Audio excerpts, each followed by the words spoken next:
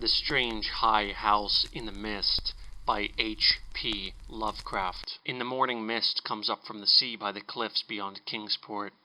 White and feathery it comes from the deep to its brothers, the clouds, full of dreams, of dank pastures and caves of Leviathan. And later in still summer rains on the steep roofs of poets, the clouds scatter bits of those dreams that men shall not live without rumor of old, strange secrets, and wonders that planets tell planets alone in the night. When tales fly thick in the grottos of Tritons, and conches and seaweed cities below wild tunes learned from the elder ones, then great eager mists flock to heaven, laden with lore, and oceanward eyes on the rocks see only a mystic whiteness, as if the cliff's rim were the rim of all earth, and the solemn bells of buoys tolled free in the ether of faery. Now north of archaic Kingsport, the crags climb lofty and curious, terrace on terrace, till the northernmost hangs in the sky like a gray frozen wind cloud. Alone it is, a bleak point jutting in limitless space, for there the coast turns sharp where the great Miskatonic pours out of the plains past Arkham, bringing woodland legends and little quaint memories of New England's hills. The sea folk in Kingsport look up at that cliff as other sea folk look up at the pole star, and time the night's watches by the way it hides or shows the great bear, Cassiopeia, and the dragon. Among them it is one with the firmament, and truly it is hidden from them when the mist hides the stars or the sun. Some of the cliffs they love, as that whose grotesque profile they call Father Neptune, or that whose pillared steps they term the causeway. But this one they fear because it is so near the sky. The Portuguese sailors, coming in from a voyage, cross themselves when they first see it, and the old Yankees believe it would be a much graver matter than death to climb it, if indeed that were possible. Nevertheless, there is an ancient house on that cliff, and at evening men see lights in the small-paned windows. The ancient house has always been there, and people say one dwells therein who talks with the morning mists that come up from the deep, and perhaps sees singular things oceanward at those times when the cliff's rim becomes the rim of all earth, and solemn buoys toll free in the white ether of faery. This they tell from hearsay, for that forbidding crag is always unvisited, and natives dislike to train telescopes on it. Summer boarders have indeed scanned it with jaunty binoculars, but have never seen more than the gray primeval roof, peaked and shingled, whose eaves come nearly to the gray foundations, and the dim yellow light of the little windows peeping out from under those eaves in the dusk. These summer people do not believe that this same one who has lived in the ancient house for hundreds of years, but cannot prove their heresy to any real Kingsporter. Even the terrible old man who talks to leaden pendulums and bottles, buys groceries with centuried Spanish gold, and keeps stone idols in the yard of his antediluvian cottage in Water Street, can only say these things were the same when his grandfather was a boy. And that must have been inconceivable ages ago, when Belcher or Shirley or Pownall or Bernard was governor of His Majesty's province of the Massachusetts Bay. Then one summer there came a philosopher into Kingsport. His name was Thomas Olney, and he taught ponderous things in a college by Narragansett Bay.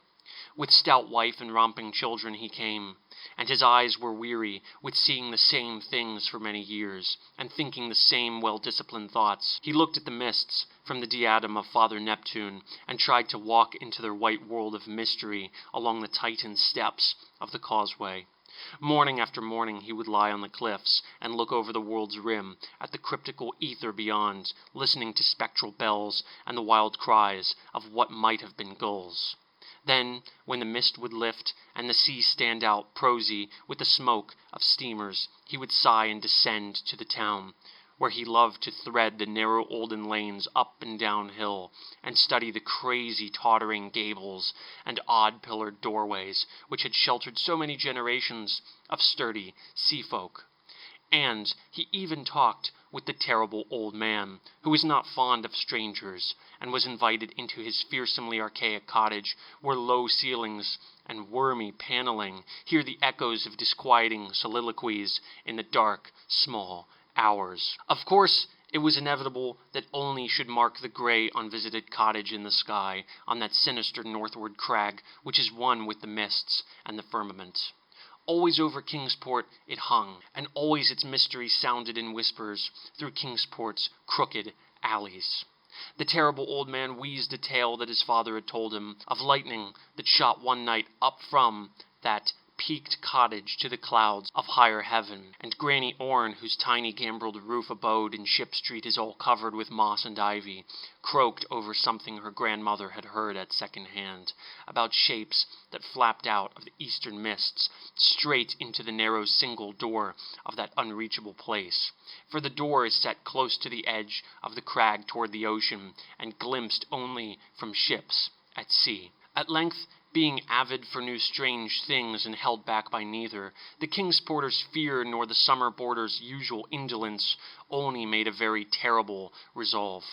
Despite a conservative training, or because of it, for humdrum lives breed wistful longings of the unknown, he swore a great oath to scale that avoided northern cliff and visit the abnormally antique grey cottage in the sky.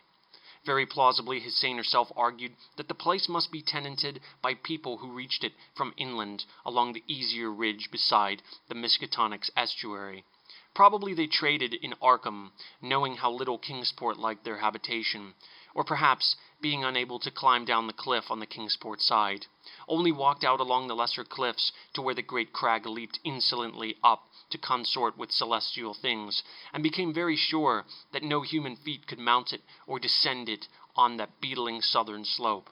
East and north it rose thousands of feet vertically from the water, so only the western side, inland and toward Arkham, remained. One early morning in August only set out to find a path to the inaccessible pinnacle.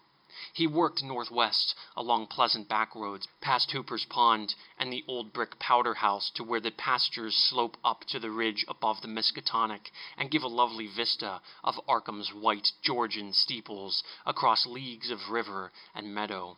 Here he found a shady road to Arkham, but no trail at all in the seaward direction he wished.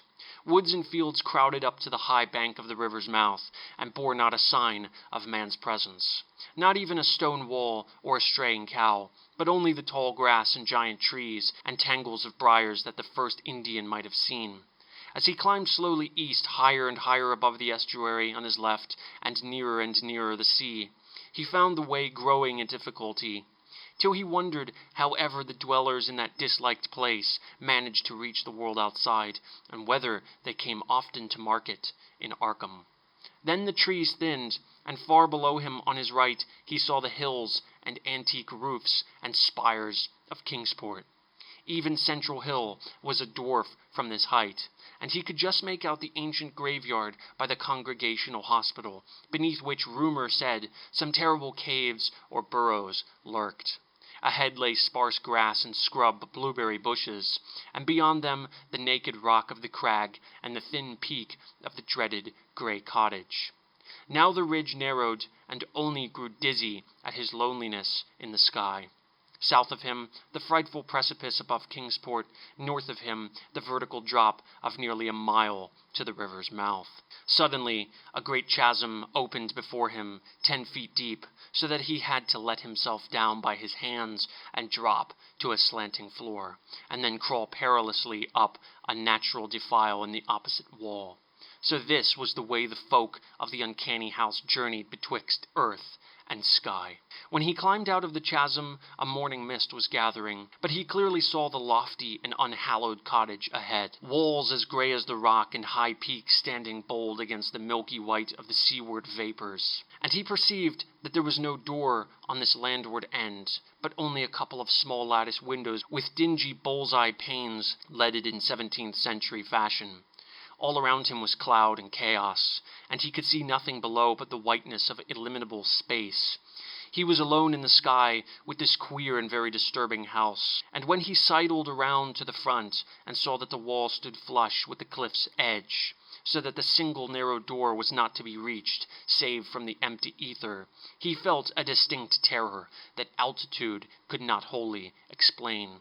and it was very odd that shingles so worm-eaten could survive, or bricks so crumbled still form a standing chimney. As the mist thickened, Olney crept around to the windows on the north and west and south sides, trying them but finding them all locked. He was vaguely glad they were locked, because the more he saw of that house, the less he wished to get in. Then a sound halted him.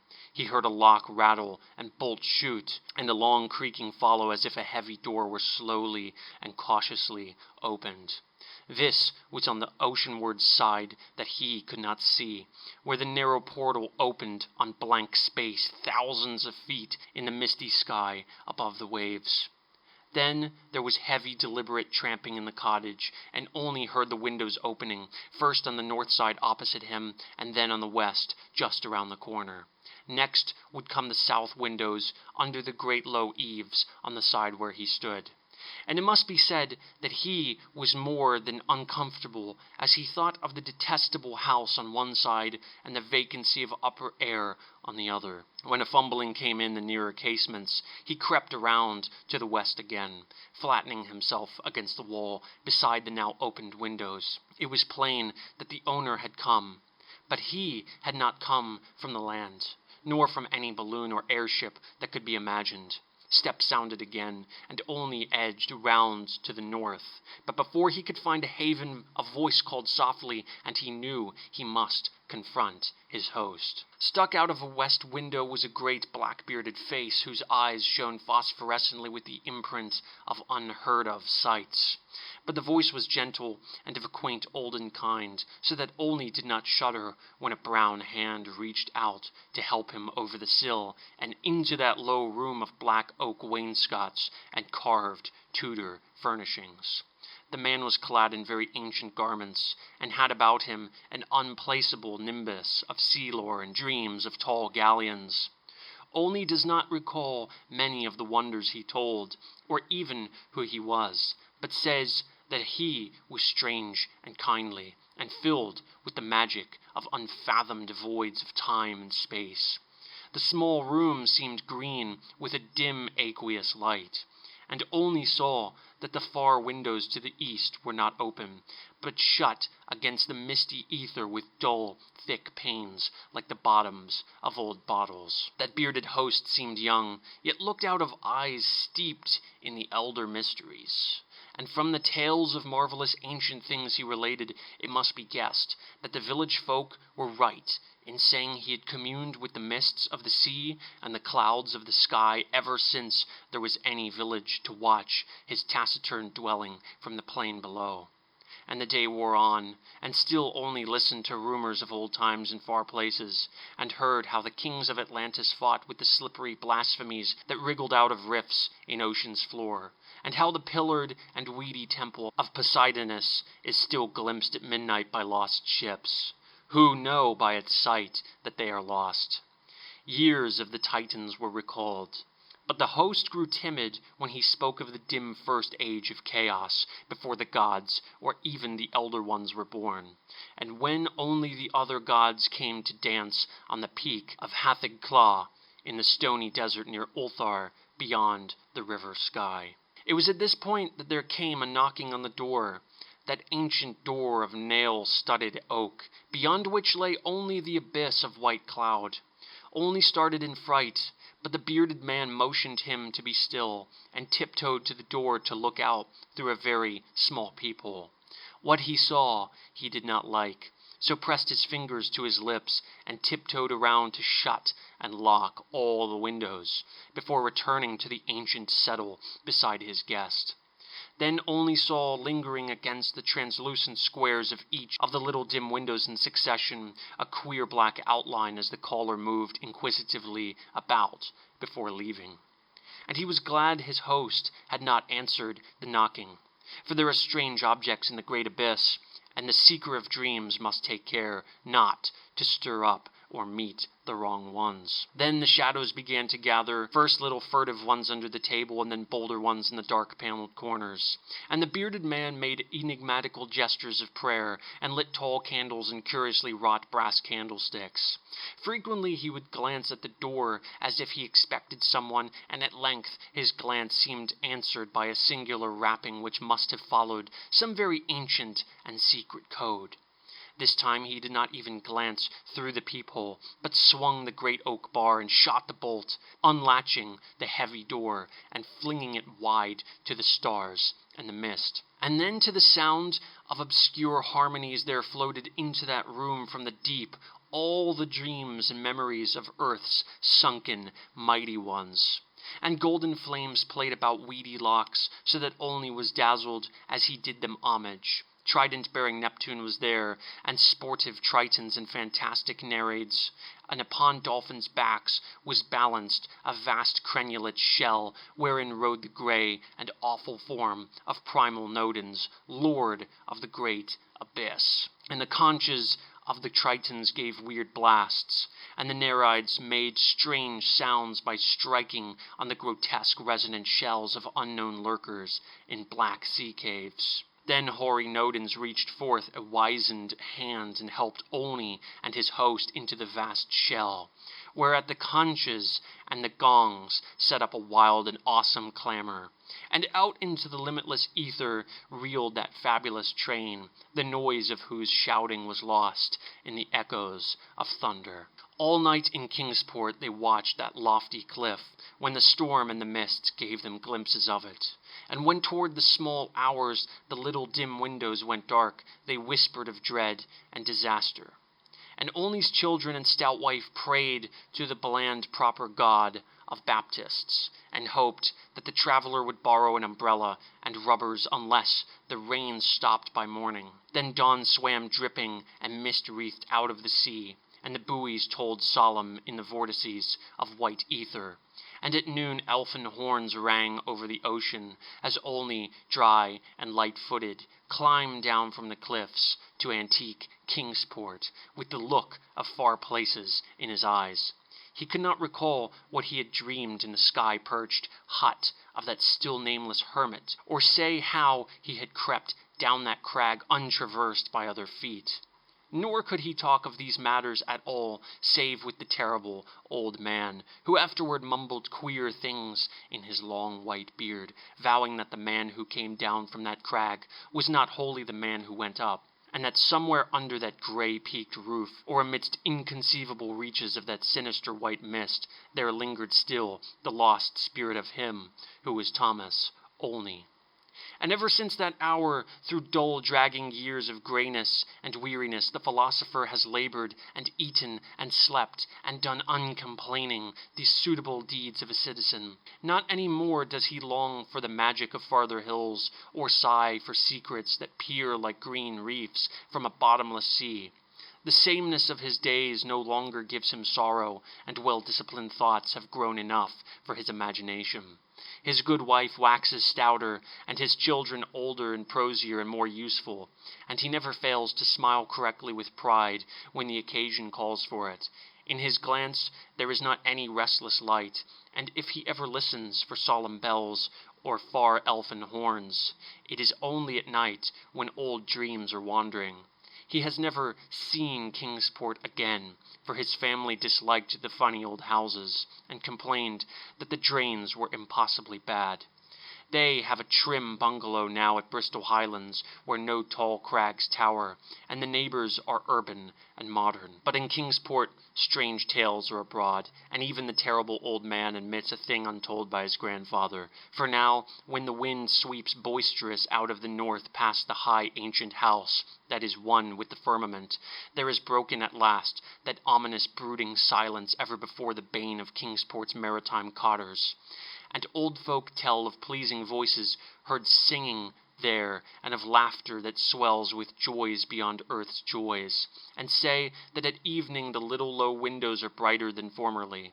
They say, too, that the fierce Aurora comes oftener to that spot, shining blue in the north, with visions of frozen worlds where the crag and the cottage hang black and fantastic against wild coruscations, and the mists of the dawn are thicker, and sailors are not quite so sure that all the muffled seaward ringing is that of solemn buoys. Worst of all, though, is the shriveling of old fears in the hearts of Kingsport's young men, who grow prone to listen at night to the north wind's faint, distant sounds. They swear no harm or pain can inhabit that high-peaked cottage, for in the new voices gladness beats, and with them the tinkle of laughter and music.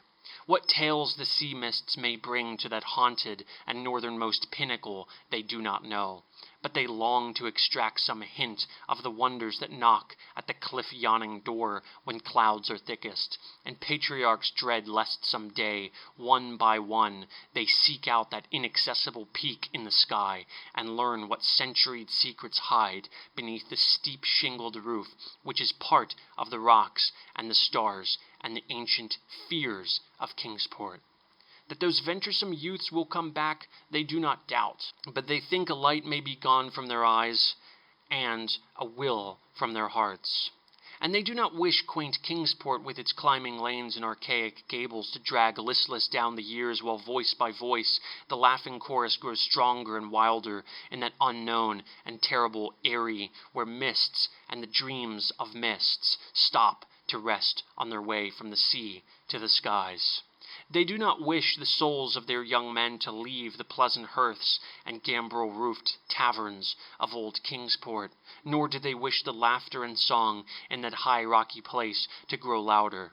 For as the voice which has come has brought fresh mists from the sea, and from the north fresh lights, so do they say that still other voices will bring more mists and more lights, till perhaps the olden gods, whose existence they hint only in whispers for fear the congregational parson shall hear, may come out of the deep and from unknown Cadath in the cold waste, and make their dwelling on that evilly appropriate crag so close to the gentle hills and valleys of quiet, simple fisher-folk.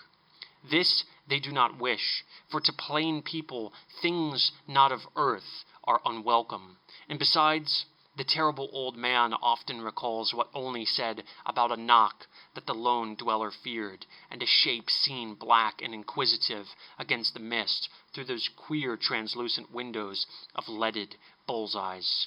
All these things, however, the elder ones only may decide, and meanwhile the morning mist still comes up by that lonely, vertiginous peak, with the steep ancient house, that grey, low-eaved house where none is seen, but where evening brings furtive lights, while the north wind tells of strange revels. White and feathery it comes from the deep to its brothers, the clouds, full of dreams of dank pastures and caves of Leviathan, and when tales fly thick in the grottos of Tritons, and conches in seaweed cities blow wild tunes learned from the elder ones, then great eager vapors flock to heaven, laden with lore, and Kingsport, nestling uneasy on its lesser cliffs below that awesome hanging sentinel of rock, sees oceanward only a mystic whiteness, as if the cliff's rim were the rim of all earth, and the solemn bells of the buoys tolled free in the ether of fairy